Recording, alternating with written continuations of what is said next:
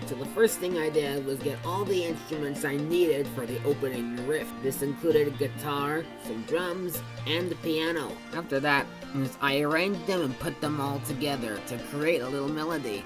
I even used Octaver Orchestra to give it some sugar and spice. After that, I went over back and created a swift little melody to lead into the big top. Put the piano and all the rest of the instruments together, and I also used strings to give it some good vibes, like a subtle movie soundtrack would do. I arranged patterns for each note of the melody.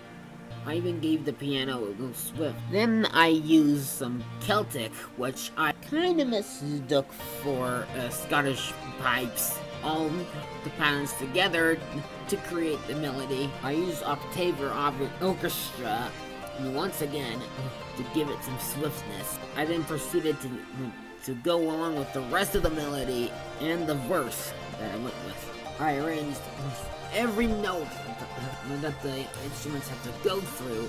I even included a choir to make it sound a bit cinematic, and some epic drums to go along with that as well. As I continued doing the melody, I put all the instruments together to make a little cinematic vibe. I didn't want to record the entire thing because it kept glitching out too much. Some of the orchestra kept glitching out and slowing down, which is a big problem.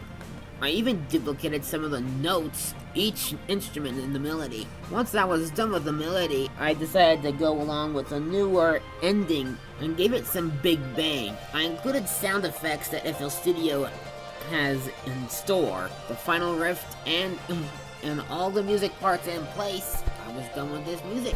Oh, and for the record, you might want to go back and double check on some things, otherwise you could run into some problems. I wanted the melody to be in the same note as the 20th Century Fox fanfare, respectively.